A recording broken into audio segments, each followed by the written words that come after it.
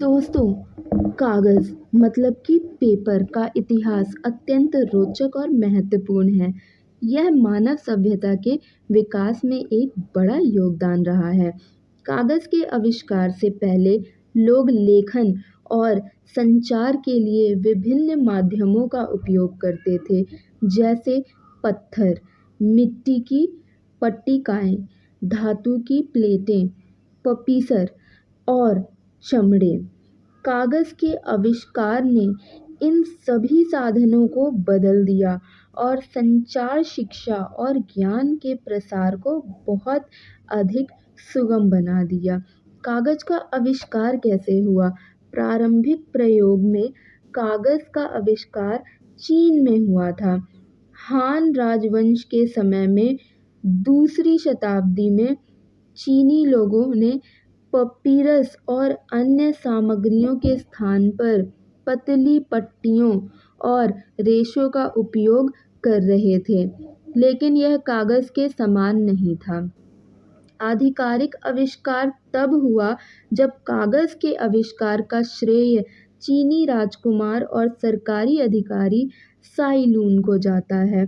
उन्होंने 105 ईस्वी में कागज़ बनाने की एक विधि विकसित की, जो बाँस, रेशे और अन्य पौधों की छाल को मिलाकर बनाई गई थी। इस प्रक्रिया में इन सामग्रियों को पानी में डालकर कुचल दिया जाता था, जिससे एक गाढ़ा मिश्रण तैयार होता था। इसे बाद में एक बारीक कपड़े पर फैलाकर सुखाया जाता था, जिससे पतली और हल्की चादर बनती थी।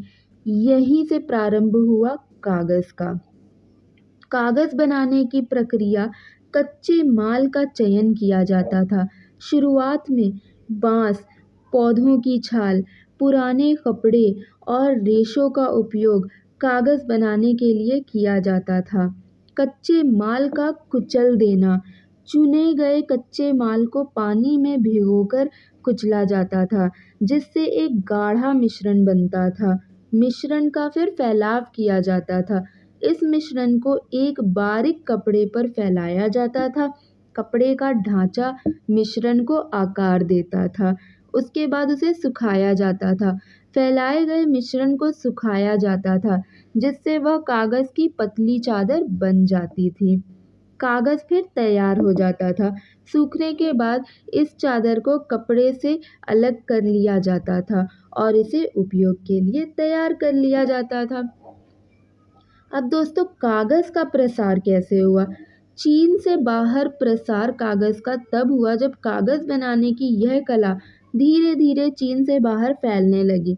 8वीं शताब्दी में यह कला मध्य एशिया में फैली, जहाँ से इसे मुस्लिम दुनिया के माध्यम से यूरोप में पहुँचाया गया। मध्ययुगीन यूरोप में 12वीं शताब्दी तक कागज़ यूरोप में पहुँच चुका था और वहाँ इसे बनाने की तकनीक को और भी उन्नत किया गया। 13वीं और 14वीं शताब्दी में यूरोप में कागज़ की फैक्ट्रियाँ स्थापित होने लगीं। कागज़ का आधुनिक युग जब आया, वो आया 18वीं और 19वीं शताब्दी में। औद्योगिक क्रांति के दौरान कागज़ बनाने की तकनीक में बहुत सुधार हुआ। मशीनों का उपयोग होने लगा, जिससे बड़े पैमाने पर कागज़ का उत्पादन संभव हो गया। आधुनिक कागज़: आजकल कागज़ का निर्माण मुख्यतः लकड़ी के गुदे से किया जाता है, जिसको पल्प बोलते हैं। यह प्रक्रिया पहले से बहुत अधिक उन्नत हो गई है, जिससे कागज़ का उत्पादन सस्ता और अधिक प्रभावी हो गया है। निष्कर्ष यह निकल कर आता है कि कागज़ के आविष्कार ने मानव सभ्यता के विकास में एक क्रांतिकारी बदलाव लाया। इसने लेखन, पढ़ाई और संचार के तरीकों को पूरी तरह से बदल कर रख दिया। चीन में शुरू हुआ कागज़ का सफ़र धीरे धीरे पूरी दुनिया में फैल गया और आज यह हमारे दैनिक जीवन का अभिन्न हिस्सा बन चुका है। कागज़ का उपयोग विभिन्न क्षेत्रों में किया जाता है और यह हमारे दैनिक जीवन का एक महत्वपूर्ण हिस्सा है। यहाँ कागज़ के प्रमुख उपयोगों का वर्णन किया गया है। लिखने और छपाई के लिए पुस्तकें और नोटबुक। शिक्षा और ज्ञान के प्रसार के लिए कागज़ का उपयोग पुस्तकें, नोटबुक और पत्रिकाओं के रूप में किया जाता है। फिर प्रिंटिंग के लिए कागज़ का उपयोग समाचार पत्रों, पत्रिकाओं, पोस्टरों और अन्य प्रिंटेड सामग्री को छापने के लिए किया जाता है। डायरी और कैलेंडर व्यक्तिगत नोट्स, योजनाओं और समय सारिणी को लिखने के लिए कागज़ का उपयोग डायरी और कैलेंडर में किया जाता है। शिक्षा और ऑफिस में भी इसका यूज़ होता है। कॉपी और फाइलें स्कूल, कॉलेज और ऑफिस में कागज़ का उपयोग नोट्स बनाने, असाइनमेंट लिखने और दस्तावेज़ तैयार करने के लिए किया जाता है। फाइलिंग और रिकॉर्ड्स ऑफिस में दस्तावेजों और रिकॉर्डों को सुरक्षित रखने के लिए फाइलिंग के रूप में कागज़ का उपयोग किया जाता है।